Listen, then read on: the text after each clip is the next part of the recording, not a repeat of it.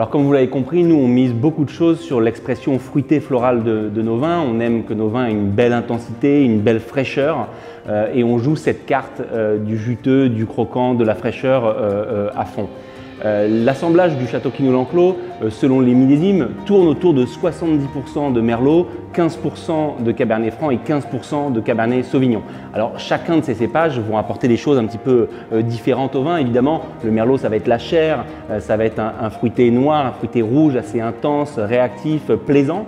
Et puis le Cabernet Franc, quant à lui, va jouer plutôt la carte des notes fleuries, des notes délicates, des notes fraîches avec des notes d'eucalyptus, de menthe qui vont permettre aussi au vin de se rafraîchir un peu en permanence au gré de la dégustation.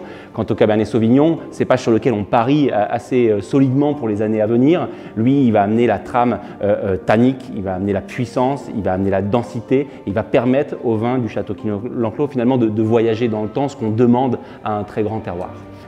Chacun des âges de vieillissement a quelque chose d'intéressant à raconter, évidemment sur un vin jeune. Là on est en train de déguster le millésime 2018, le vin est explosif, il est intense, il est croquant, il est juteux. Si vous laissez le vin vieillir un petit peu plus, on va aller sur des notes qui sont peut-être plus délicates, qui sont parfois plus sourdes, mais avec une plus grande complexité. Donc en termes d'accords mets et vins, il faut choisir la simplicité en fait. Les grands vins, ça se déguste avec des plats très simples, peu de sauce, peu d'assaisonnement, des viandes grillées qui mettent en valeur finalement le vin. Donc après tout ça, vous pouvez également aller un petit peu plus loin dans votre connaissance du Château Quinault-l'Enclos et acquérir quelques bouteilles sur le site de Wine & Co.